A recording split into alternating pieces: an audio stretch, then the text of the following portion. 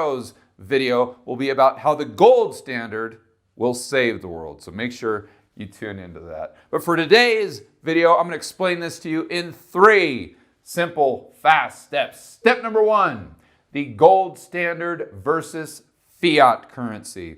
We all know that a fiat currency creates inflation, a huge financial economy that can endanger the real economy, wealth inequality. And when I'm talking about this, I'm not talking about the rich getting richer. That is totally fine. What I am talking about is making sure that the poor and middle class are getting richer as well. And debt. We all know that debt in a fiat currency system goes through the roof. But why is that? To get our minds around this, let's take it right back to a very simple economy. This guy produces cows, this guy wheat, and this guy produces cotton. They each have a gold coin that they kind of trade back and forth. Makes it a little easier than trading cotton for cows. But along comes another guy that produces lumber.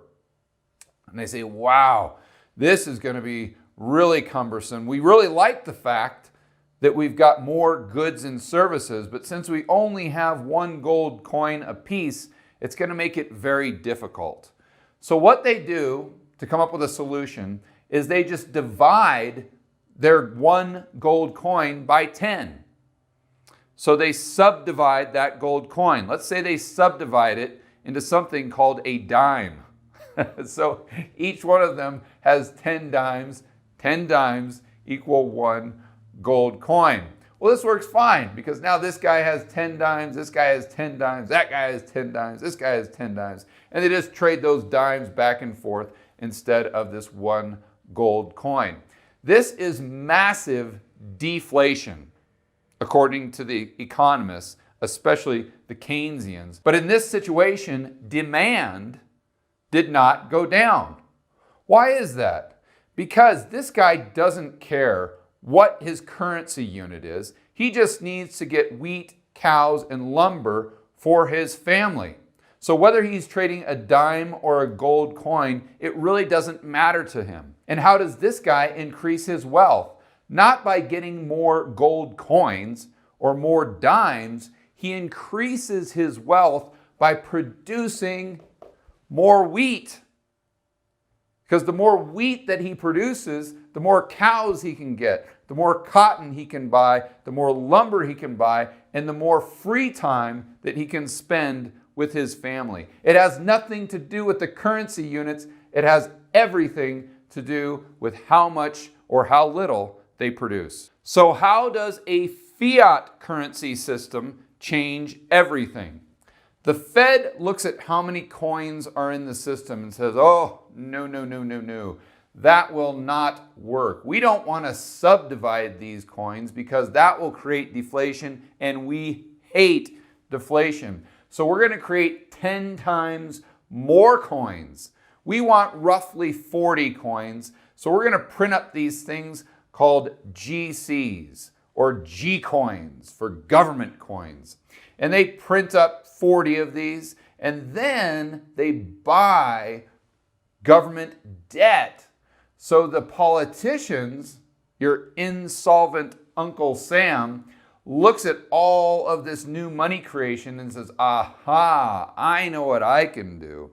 I can go ahead and issue bonds, run up all this debt, and the Fed will print money to buy that debt. Then I can take all that funny money and buy votes.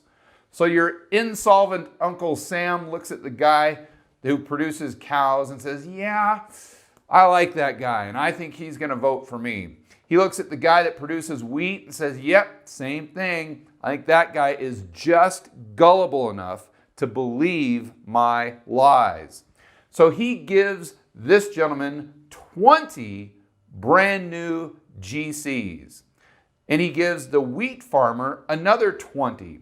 So now the cow farmer has 21 coins. The wheat farmer has 21 coins. But the cotton and the lumber guy only have 1 coin. So the cow guy and wheat guy look at how many coins they have and they say, wow, that's way too much. I don't need that many coins. So I'm going to go ahead and take 10% of my coins and I'm going to invest them into the financial economy. I'm going to buy stocks, bonds, or real estate. So each one of these farmers takes 2 of their coins, so 4 coins total, and inserts them into the financial economy. That makes the economy grow to a size of 4 coins in total. But what would have happened if these same 2 farmers wanted to invest 10% of the coins they had in our original example? Well, they each would have taken 2 dimes. That would have been 0.2 coins total. They would have taken those 0.2 coins and invested them into the financial economy, into stocks, bonds, or real estate. But the total size of the financial economy in that scenario would be 0.2 coins instead of 4 coins. Also, their wealth would not be that much greater than the wealth of the 2 farmers who didn't invest any coins that they had into the financial economy. They probably wanted to keep their coins and invest them back into their own business because they know they could get a better return by investing into the real economy than they could in the financial economy, because the financial economy only goes up by 0.2 coins, not by 4 coins. So by introducing the fiat currency, we have created inflation. We now have more coins chasing the same amount of goods and services. The financial economy has grown exponentially. Inequality has increased between these 2 and these 2. And the debt of the government or the society as a whole has gone through the roof. Oh, but wait, there is more. You could be saying to yourself right now, yeah, George, I get it, but this is all really overly simplistic, and you didn't even include the banking system, and they're the ones that create the M2 money supply by additional liabilities. They loan money into existence. I don't really think you get it. And for all those people out there, I want you to know that I follow Richard Warner very closely, and I have studied those 2014 reports by the Bank of England up, down, and sideways. So trust me, when it comes to modern day banking, I get it. But it doesn't change the overall concept and the differences between a fixed money system, i.e. the gold standard, and a fiat currency system. If I am right with this outline, we should see a significant change in all of these items starting in 1971. For that, let's go to a website called WTF Happened in 1971. There's several charts on this website, and I'd suggest checking it out. The first one I want to address is just the CPI going back to 1775. Look at its growth trajectory from 1970 to today. Next is income growth from 1917 to 2012. And this really flatlines for the bottom 90% starting in 1971.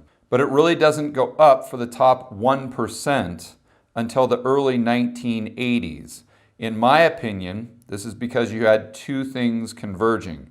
Number 1, a fiat currency with 30 to 40 years of interest rates continually going down and artificially being suppressed by the Fed. And if you're still having doubts, if you think this all could just be coincidental, look at this chart of total debt in the system from 1971 to today relative to GDP. Really staggering. Step number 2, it brings us to social unrest. The more inflation that we get in the system, the harder it is for the people in the real economy to afford what they need just to get by day to day, especially if the government isn't admitting to that inflation and claiming that everything is just fine. This really starts to piss off the people in the real economy. They get more and more angry, and it's like this powder keg that's ready to blow. They're saying, I can't afford food, I can't afford gas. F you to the fat cats. And of course, the fat cats, the 1%, are just getting richer and richer and richer because of the increase in the size of the financial economy. They're the only ones with the assets.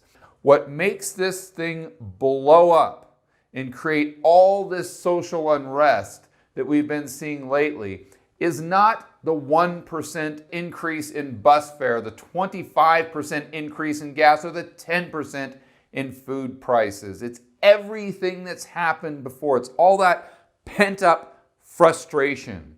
As we used to say in business, it's never about what it's about. And the real tragedy is that as the people in the real economy focus more and more of their anger at the fat cats, at the financial economy, because the financial economy has grown so big and completely consumed the real economy, by this decreasing in size, which is what they think they want, that actually destroys the real economy, making things worse. The irony here is where their anger should be focused is right around the corner, up and to the right, at the Fed and the government and the fiat currency system. That is the catalyst to all of their problems. To understand how this social unrest is growing exponentially in the world today,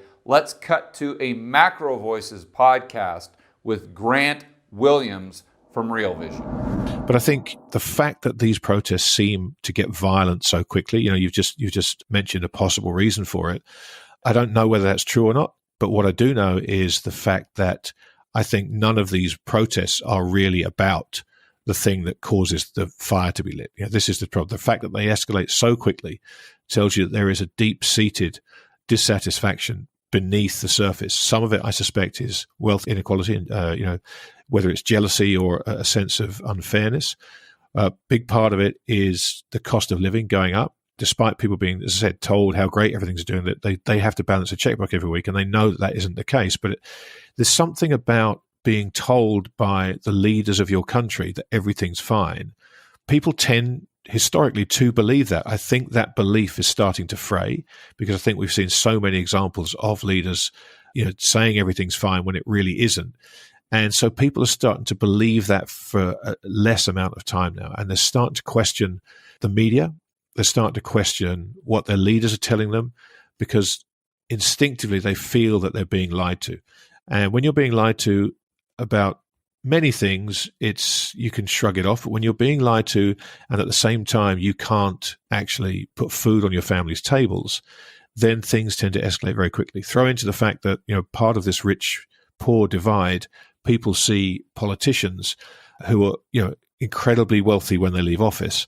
The amount of corruption around the world in that list of countries I gave you is, again, a ubiquitous trait of all these uprisings. We have this kind of perfect storm of rising costs of necessities, rising cost of assets, which only really benefits the rich, poor leadership, lies, the media being discredited. We have this perfect storm that really taps into, as you said, this anger that people have in terms of wanting to burn the thing down. And whether that's literal or metaphorical, I would say the metaphorical aspect of it is probably far more dangerous. Step number 3, the end game. As usual, when we talk about the end game, all we have to do is insert the banking system. We know that the fewer restrictions that are on currency, the more fiat that currency is, the more inflation we get, inequality, financialization of the economy, debt, and social unrest. So in other words, the fewer restrictions on the currency, the more social unrest that we have. Well, most of you are probably saying right about now, thank goodness we've got at least a few checks and balances on our current fiat system. I mean, we've got reserve requirements. So if the banks, we've got bank A, B, and C, they lend to individuals and they create money out of thin air, but they're doing that on a limited pool of money. So with fractional reserve banking at a 10% reserve requirement, that $1 million can really only be multiplied into $10 million. So there is a limit on how much money can be printed or created out of thin air. That would be true if the banking system worked like that. But unfortunately, it may not. To explore this further, let's go back to the Bank of England's 2014 paper that I referenced earlier. In reality, neither are reserves a binding constraint on lending, nor does the central bank fix the amount of reserves that are available. Banks first decide how much to lend depending on the profitable lending opportunities available to them. This in turn influences how much central bank money banks want to hold in reserve, which then in normal times is supplied on demand by the Bank of England. And I want to make sure that you understand that very well.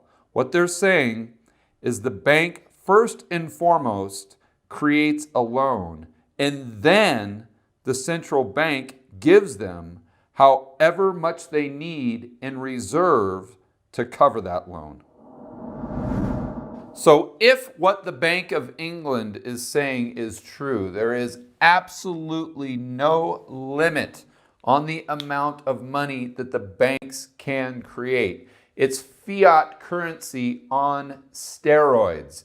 Even if there's only a $1 million pool of money in their reserves, they can loan each other each $1 billion, $100 billion, $100 trillion, and the Fed or the central bank will just say, hey, no problem. We'll go ahead and print those reserves for you and inject them into your accounts. And oh, by the way, we are injecting boatloads of money into the stock market. So you don't have to worry about it ever going down. We've got your back. There is a Fed put. The banks look at each other and say, that is fantastic news.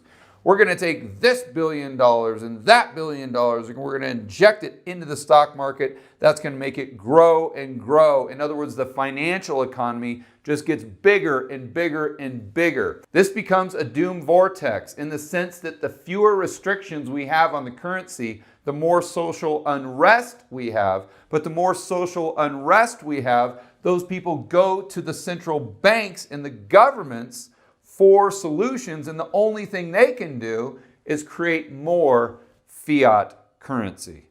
Although I think things will get a lot worse before they get better, I've got some good news. Remember, this is part 1 of a 2-part series. Tomorrow, I discuss how I think a gold standard could help save the world. So for more content that'll help you build wealth and thrive in a world of out-of-control central banks and big governments, check out this playlist right here and check out tomorrow's video when it's up. We'll put that right here, and I will see you on the next video.